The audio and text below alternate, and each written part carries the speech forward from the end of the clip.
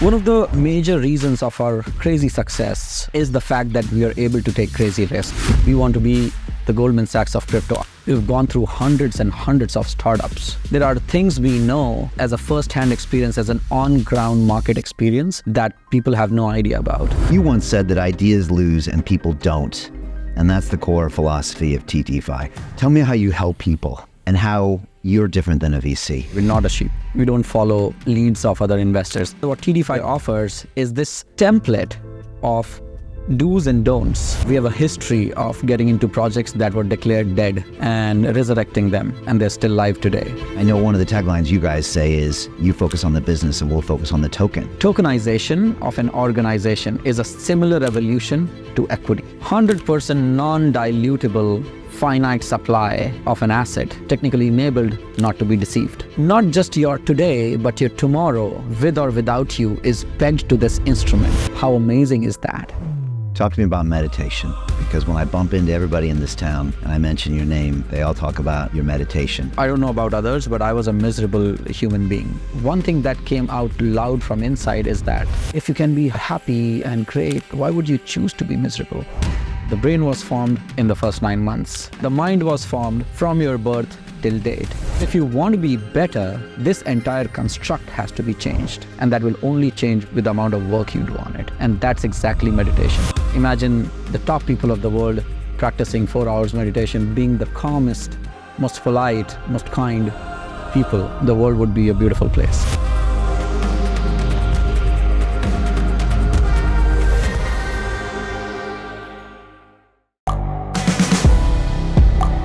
The world is changing. Inspiration is everywhere. It has never been so easy to connect, share, and bring people together. We're learning from others and finding the best in ourselves. Challenging our beliefs. Sharing our vulnerability. Overcoming our fears. Transforming ourselves so we can transform the world. How far can we go? This is London Real. I am Brian Rose. My guest today is...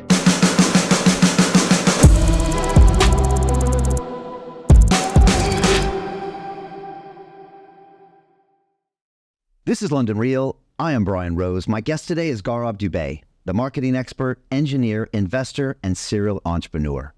You are the founder and CEO of TDeFi, the crypto incubator and advisory managing a portfolio of over 60 projects. You started your career in the blockchain space in 2015 with early investing, mining, quant deployments, and later running a 20-person trading desk. Since then, you have invested in over 200 token startups and hold 8 technology patents for utilities in AI, VR, behavioral analysis, and blockchain. You have said that far too many crypto projects fail unnecessarily despite having a great product, and your goal is to give these companies the right advice to navigate the challenges they face. Gaurav, welcome to London Real in Dubai. Thank you so much for having me. Great to have you. And good recap of what we have done in the past few years. But, you know, how the way success compounds on the top of, on the top of each other or on the top of itself. What we have achieved recently is almost equivalent, if not, to what we have achieved in the last three years. So the number has gone above from 55 to around 75 in incubation, and investments have reached 300. So just a tiny...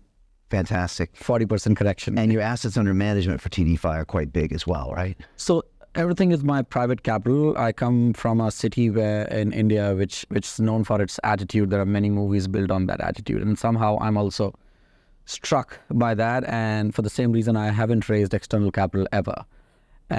So largely it's a family office, my private capital, and we've done pretty fine. So AUM in a family office structure where the capital is always rolling and has multi-modality, no mandate, multi-mandate, so to say. AUM is actually not the right word because, Okay. Yeah. What's this attitude of this city in India? How would you describe it? And what city is it? The city is called Kanpur. It was better known as the Manchester of the East when the British ruled it. So it's been an industrial town. Not getting into the detailed stories, I'll leave the audience to go and check out movies and stuff like that, hence boosting the economy. But largely, there's this inherent attitude of no answerability, honor, trust, friendship, relationship, just about in the blood. Although there are byproducts and negative sides to it, but let's not get there. The positive side is, despite of extensive internationalization, if that's the right word, I've been out for 12 years now. I had my office in San Francisco, London, Canary Wharf, Dubai, whatnot. And the only, and still, this thing of fundraising was never exciting for me because I thought I've not done enough so far. I should know the formula to success before I start taking external capital. And again, I have to correct myself on the point that that's not exactly how venture capital works.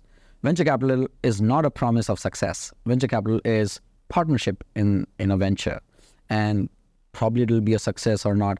But for me, somehow in this weird mindset of mine, I was like, let us try and make a performa of a Goldman Sachs of crypto, and then go out and say, look, we've solved this, and this.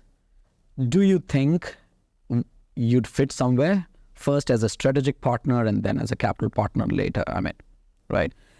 One of the major reasons of our crazy success is the fact that we are able to take crazy risk. There's no magic in the world, right, we live in. The only magic is either hard work or a little bit of smartness, and smartness is the right evaluation between risk and reward. That, I think, is the right intelligence that makes a business great, or maybe even breaks it. To each one their own. And because we had the flexibility of not answering to anyone, we were able to take crazy risk. We were able to test things. We were able to do a lot of, we were able to shoot shit in crypto. One of the major reasons of our success so far. And when I say success, I'm not just talking about our value, our money success. As an institution and as a team of 150 people, the kind of details we know are not even explored by others, are not even experienced by others, because by no means an LP or an investor or a board member would allow you to go and test that detail. This exactly, I think, can be seen in one more example, which is SpaceX. The official interview of a management of a senior personnel from NASA says the reason SpaceX is more successful than NASA is because we can't blow up 8 rockets and still not have a promise to success. First rocket we fail in gets us a notice from the Pentagon, right? Then the next budget is skewed.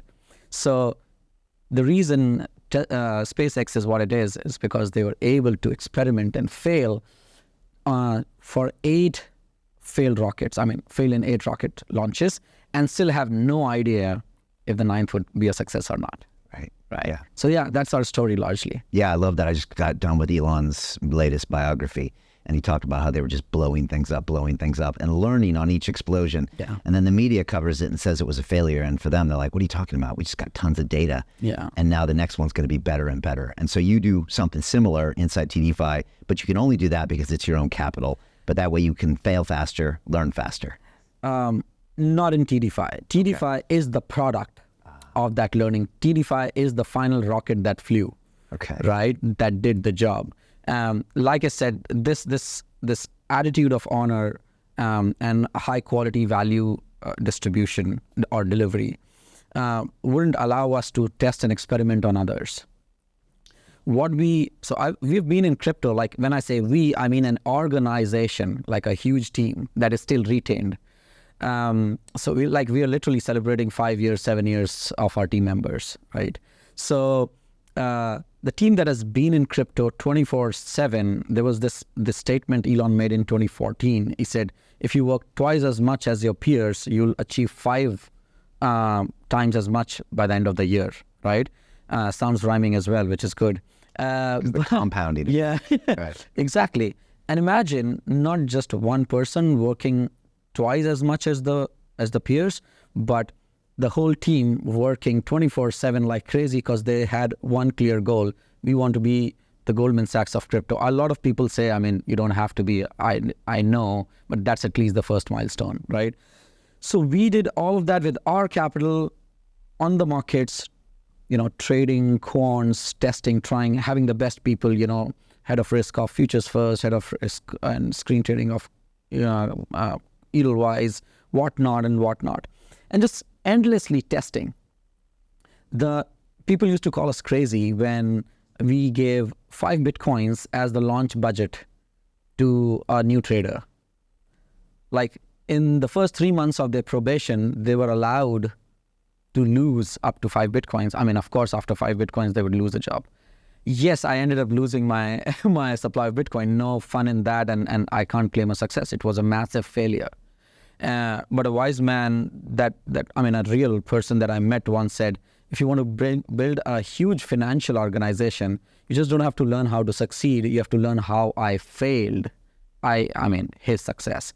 And so we have failed massively in a lot of operations. And then we have learned what were like Elon said, the data, we got the data, we understood, okay, exchanges are bad. Okay, order books are not structured.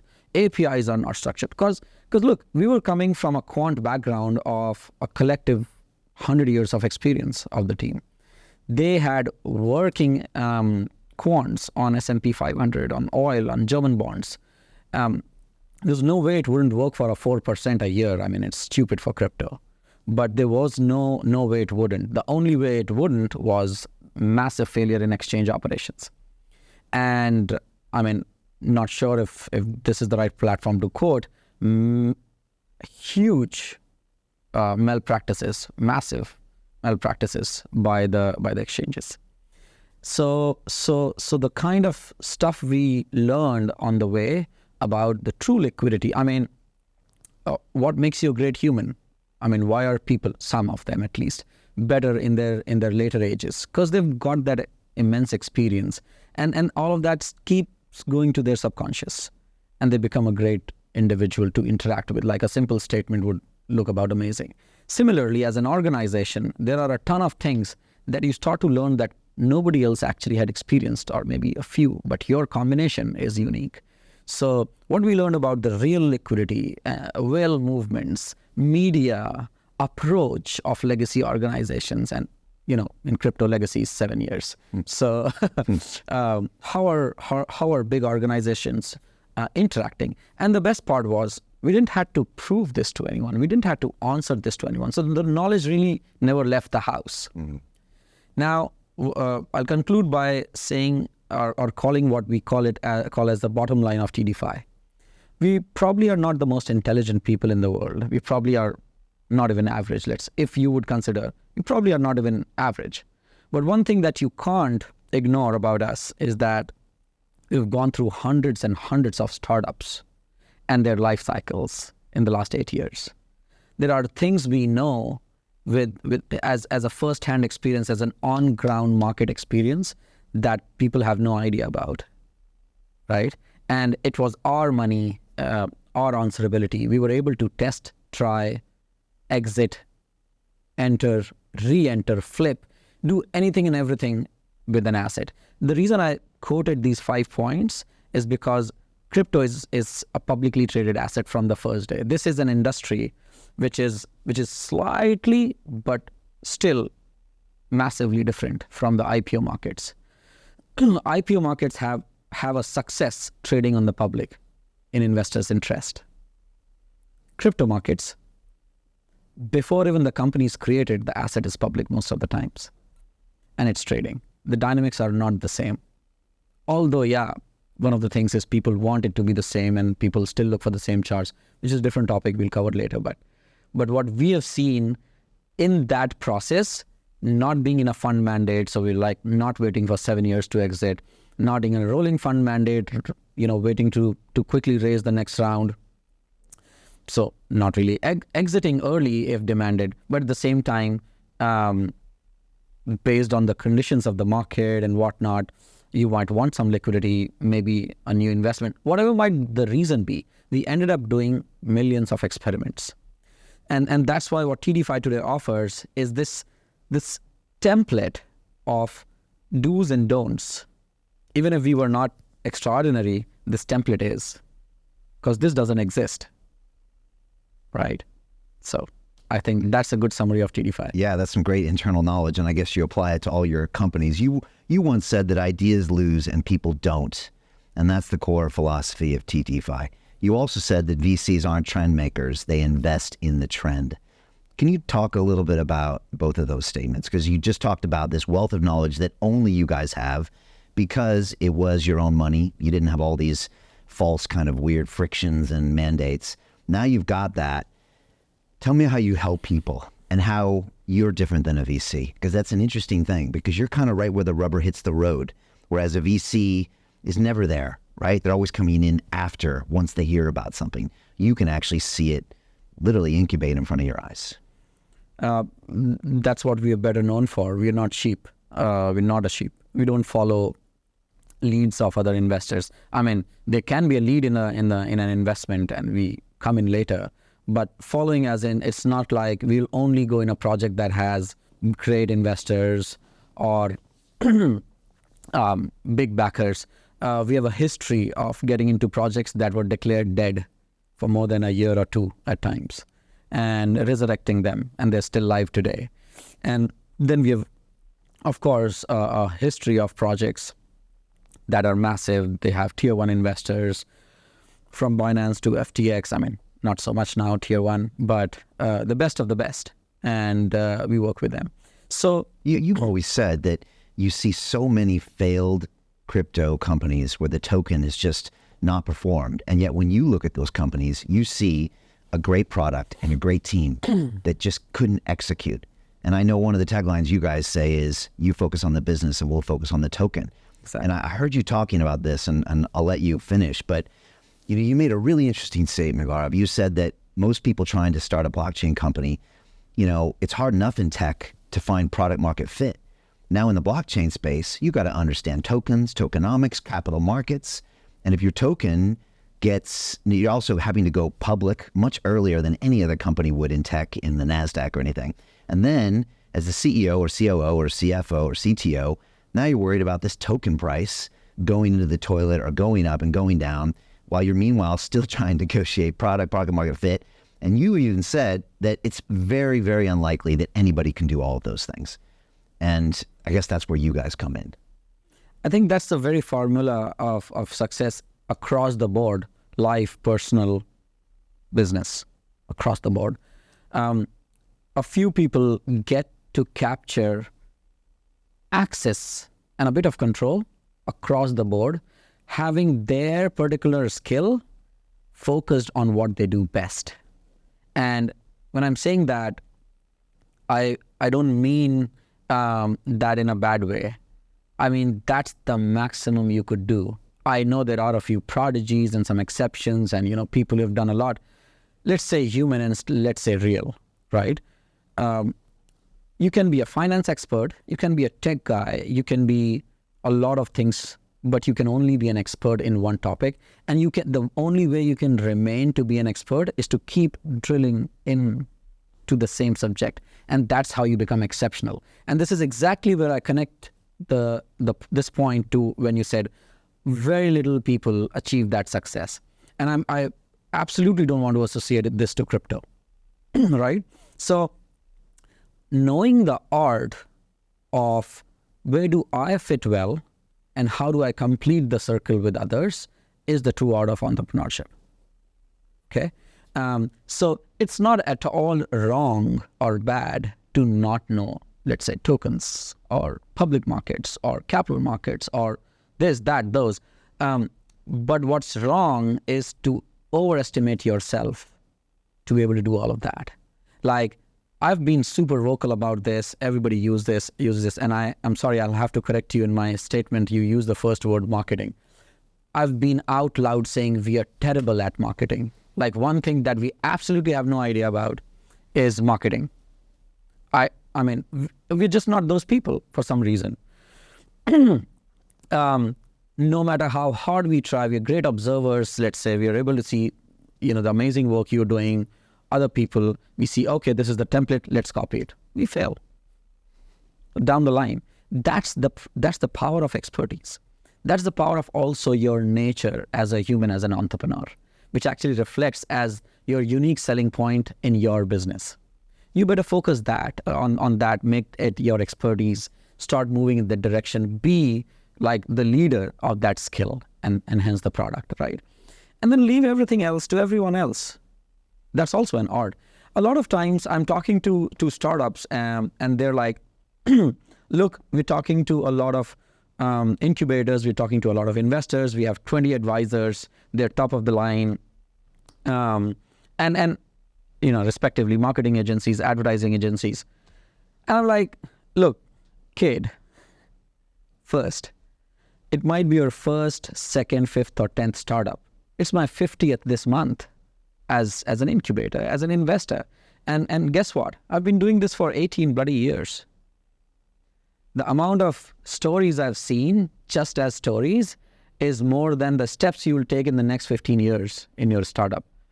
My size of the template of that do's and don'ts is like 20 times bigger than your imagination. And I'm saying that with due humility, with the fact that most of these are failures. So we never claim that we know the formula to success. No one knows. We know 599 ways of how to not build a bulb, as Edison said, right? So don't tell me you have all of that figured out. Or the counter side of this is, let's say we're talking to all of these people, but we don't know who to trust. And my problem is, you're absolutely right, but for some weird reason in this world, in this cosmos created by the supreme power, ignorance is not an excuse. So you can sign up with the wrong advisor, you can sign up with the right mentor, you can sign up with the right incubator, you can sign up with the right marketing agency and lose. And the only one responsible for that is you, right? It's your bloody responsibility to make your startup a success. And for that, you have to do your research. You have to depend on a bit of gut and wit, and your feelings. And isn't that exactly where you started? Like, I'm sure everybody had 2 or 3 ideas to play around with before they started up with something. And what was the true reason to start with the one that they chose to, right? It was the gut, something that came naturally. If a startup has finally figured out a way to collaborate, I think it's already set to its path of success. And yeah, that's at least what we keep as a baseline. And that's why we've always, to circle it back from where you started, or we don't trust on the product ever. Like large, it's like probably 30% of our evaluation or 25. And when I say product, I mean everything. 70% of our bet is on the founder. How is he responding, he or she? How are they responding? How do they interact? How collaborative they are, how open they are. I don't remember the exact statement, but Einstein said the factor of intelligence or the scale of intelligence is the ability to switch or to change. Yeah, the scale of intelligence is the ability of a person to change, right?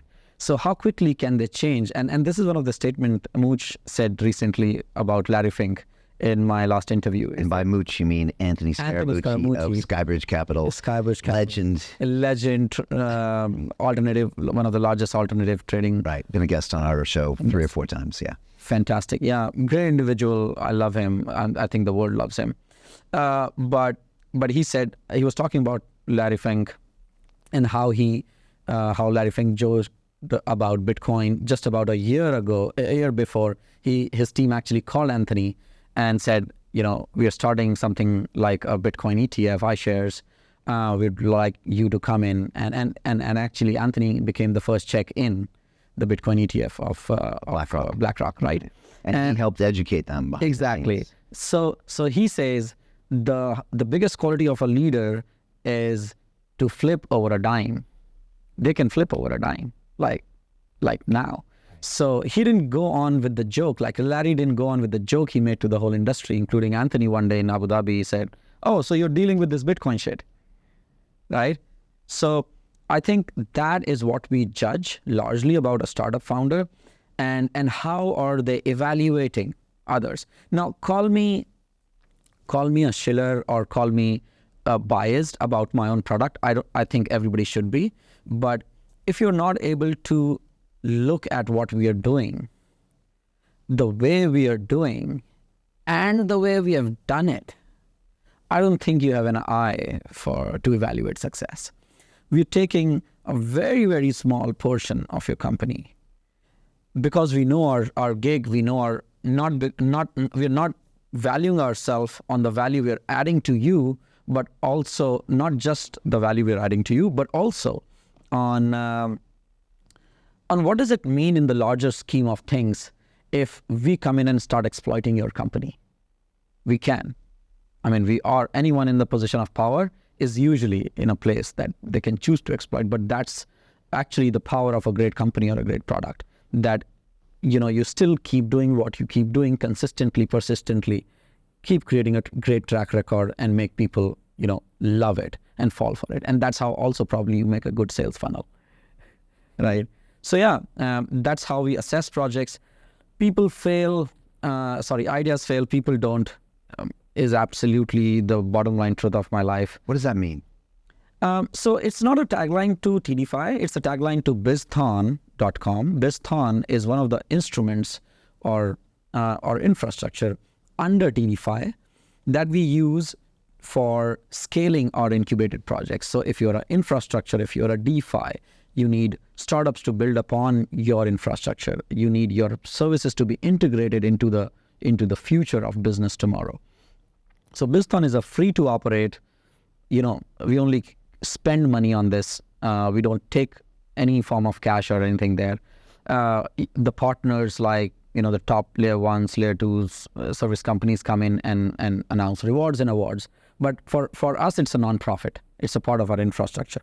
And what it does is that it operates hackathons, but not with the intent of producing lines of codes, but with an intent of producing business. And it has, all the jargons, AI integrated to evaluate teams and people of similar mindset, and that could probably make a good startup together. We have mentors from the top cos of the world that keep coming in at various stages of their growth. But because the structure is not a hackathon, it demands a little more than that very modus operandi of a let's say Hacker Earth or Hacker Noon. They're great platforms, by the way, but they're for hackathons. In a hackathon, people would participate, proceed to the next level, fail, probably 10% would go to the semifinals and then so on. Here, you're actually creating a business, which means if you've succeeded above a milestone, you now need a bigger team. You need people to build faster, scale faster. That's one of the most important properties of a startup, that it should know how to scale exponentially at the right time, right? So in BizThon, while we have innovated practically everything from the scratch about a hackathon, it's not a hackathon. One of the things we are super proud of is the fact that people don't lose. So anyone who comes in as a participant remains at the platform throughout the journey of that hackathon or a BizThon, as we call it. And every time there's a scrutiny or there's a failure or a qualification above a level, 70-80% startups would not qualify above, But now that the qualified startup are at a bigger and a better level, and they have certain cash in the pocket, we have cash delivered or reward money delivered to the startups at each level, they now can pay at least some incentives to onboard new people. And guess what? These people were a part of the journey. They make an absolute fit on the top. to the next level people, because they saw what didn't work. Again, the same format. They know at least 2 ways how to not build a bulb, right? And the new team needs people who understand the format, who are of a similar mindset, probably were actually competing with them in a similar product. I'm a hyper patriot, but that does not mean that I don't like the rest of the world. I actually love the Silicon Valley culture, which is actually nourished on the very factor. 5 people will sit over a table in a meetup, and instead of trying to know what the other guy is doing and integrate it in his product, they would say, okay, you're doing that portion of the same pipeline. Let me actually leave that for you. We'll integrate your company in our product pipeline as a service product, right? As a service. So I become your first client and validator. And I focus on just building this part of the business. And hence 5 people end up dividing and conquering probably the same field or whatever, and being the first 5 clients to each other. Okay. Right? Right. So you end up creating a great company, a great validation, peers that you're not paying for, but are actually using your product, and they expect the same from you. So we have sort of inculcated the same culture. So people who were competing in the round just a few hours ago can now join the same team and build it together. Okay. And that's why people don't fail in this idea. Okay. So you focus on the ideas failing, not the people. We don't focus on the ideas failing, by the way. We focus on ideas succeeding. But I think your point is, I guess that with founders, sometimes they can feel like they're failures, and they can feel like that they fail sometimes. And you try to separate the idea from the founder and encourage them to keep going, to iterate on that failure, to learn from the failure, to welcome the failure. There's a great saying, you either win or lose. I think it was Conor McGregor's book, right? Yeah. I always tell my kids that. We win or lose. What did we do today? Oh, we won. No, we win or learn. Sorry. We win or learn. And it seems like that's what you're thinking about as well. Exactly. The famous Batman movie statement, why do we fall, Bruce? Why do we fall? Right? To rise. To rise. So I actually use that more often. Okay. But yes, as an incubator, we call it a TDeFi family. And we have a lot of video testimonials to this on our YouTube channel, on our website, that there is no way to create anything substantial in life without the right emotional quotient. And how could you be a great advisor or a great partner without having an emotional contact? And as soon as you step into that boundary of emotional contact, there's no looking back. So, and these are young founders most of the time. So they have many issues. There are personal issues, family issues, partnership issues, operational issues, cultural issues, border issues, COVID issues, and everything else, right? And our entire team has been trained and has been selected on their emotional quotient. So you guys are therapists. I wouldn't call ourselves, not that great. To a certain extent, that's a big part of your job. The best we can do is at least hear them out. And then the worst we can perform on that is look at the same template and tell them, look, this has already happened, this times. And you know what? People ended up succeeding at the end. So there is light at the end of the tunnel. I am giving you a statistical first-hand review as a company. And then, of course, there's a personal side to it. But therapist is a big word. I know people often use it, but I don't think we've done enough. But yeah, we have participated in all sorts of personal, professional matters. And I don't think we can make a great company without that. Yeah. No company's made. How do you evaluate a founder? I was here in October at Future Blockchain Summit, and you grabbed me and we jumped into a room at the TDeFi booth at the Future Blockchain Summit, and we had a talk for like an hour and a half. And, we were both getting inside each other's head, but I felt like by the end of it, we kind of knew who we were. And I was fascinated. I didn't really know much about you, and I learned a lot about what you do in your spare time and meditations and all that, which I want to get to. But how do you evaluate a founder? I'm guessing you want to try to know who they are because you're betting on your founder. Like you said, it's 70% founder. How long does it take you to do that? And how do you go about doing that? Because that's who you're not betting on, but you're investing all of your energy and emotion as well into this small number of people. So there are two parts of the answer. First is a more philosophical part that I'll cover. It is a Michelangelo effect, as we call it. So what we don't see a great founder immediately most of the times. We see a great future. So, when Michelangelo looked at the rock, he found, or he saw, a David inside. But guess what? The rock was already proud of itself. I mean, it was a freaking rock, right? For all good reasons. And this is our pain, this is our job, and this is our success. The same thing. This Michelangelo effect. When a startup talks to us and got by our side, we've been extremely successful.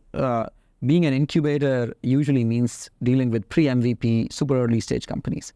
The kind of companies we have ended up incubating and advising are often already valued and invested at above 100 million or 50 million to the least valuations, which means they're post-MVP, they're doing good job, they've already achieved a certain degree of success and validation of their product.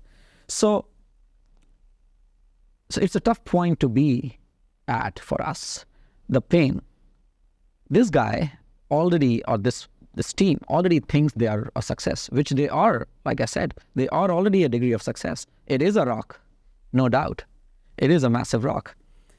And our job is to tell them that there is a David inside. There is this incredible success within the rock, right? There is a David inside. So that's our job.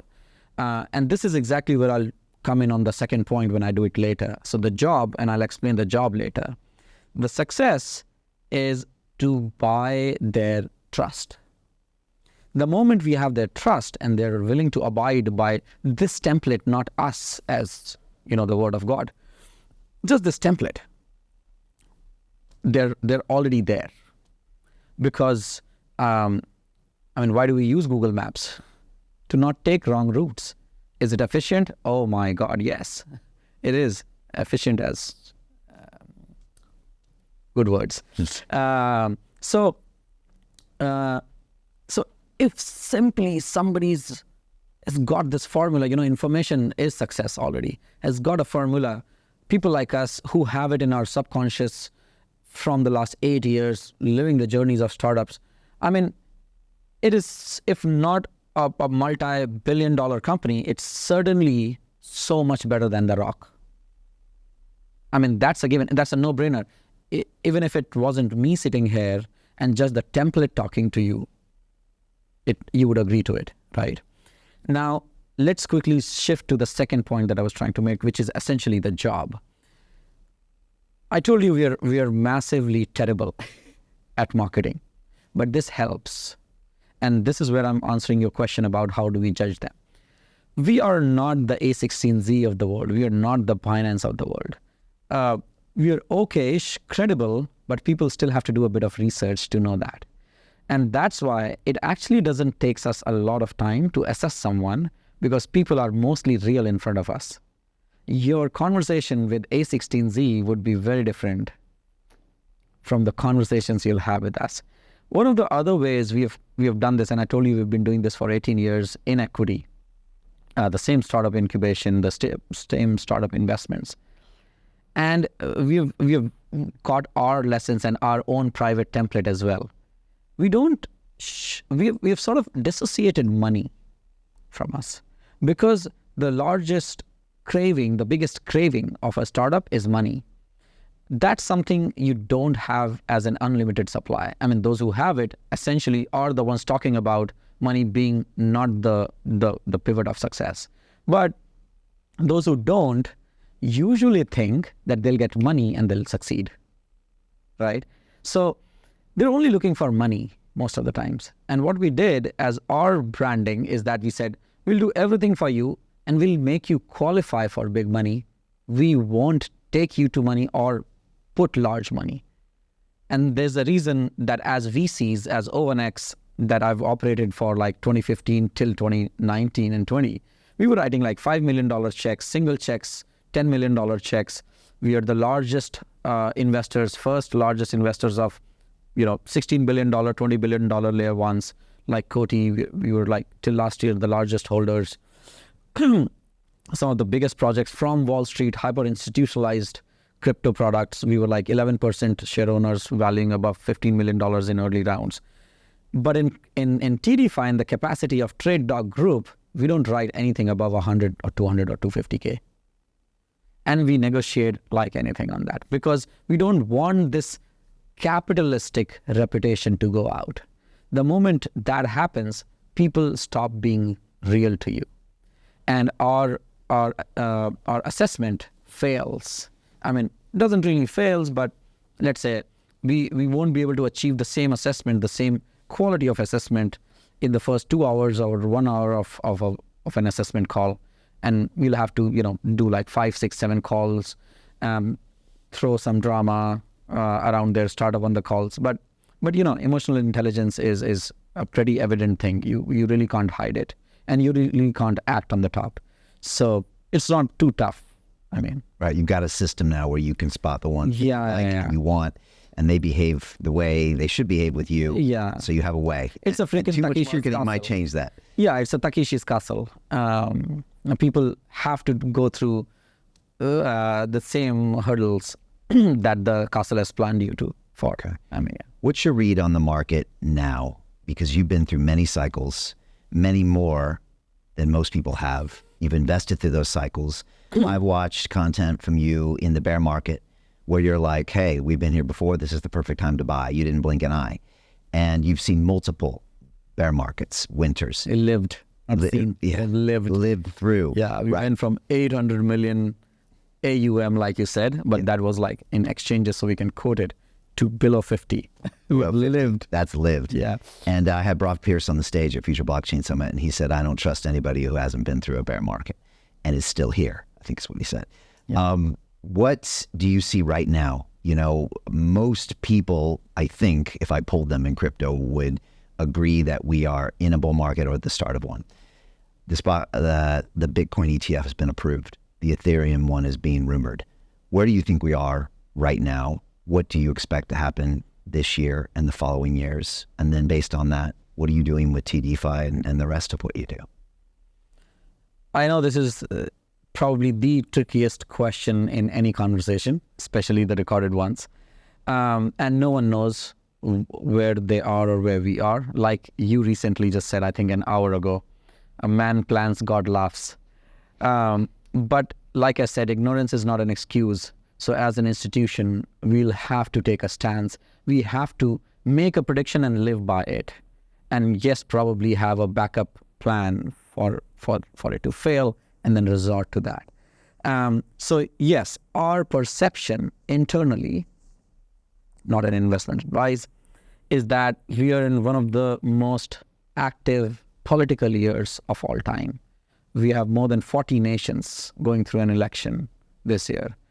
It's not rocket science. You can go and look at the charts of countries going through elections and the capital markets. It is meant to swell. Yes, there's been, 2000 and so on, some years in the US capital markets where they were not able to bloat the markets enough. But look, bottom line, we have gone through a bad time, short term and long term. Like the 2021 bull market was not really a bull market. It was a bull trend for a very short while. So, like Peter Schiff says, you're wrong in capital markets, you're wrong the moment you say it's different this time, or someone else said, but the statement is important. If you plot these charts on the larger scheme of things, and probably the charts of the last 200 years or 100 years, you'll see that the market of that scale is actually a small bull trend of that scale is a larger, at a larger scale is just a blip in the bear trend. So we've really lived a long bear trend, which means we have to have a slightly longer bull trend or a bull market. It is just about, the stars are aligned, the political year, the recently bad markets whatever super inflation in the US and many other economy for the same reasons and others, everything is pointing towards a great trend in the next 2 years. Although there's a big consideration of a massive disaster right after, but let's not talk about it. Let it be all rosy and pink and, I wanted to talk about that later. Right? So I think To continue watching the rest of the episode for free, visit our website londonreal.tv or click the link in the description below.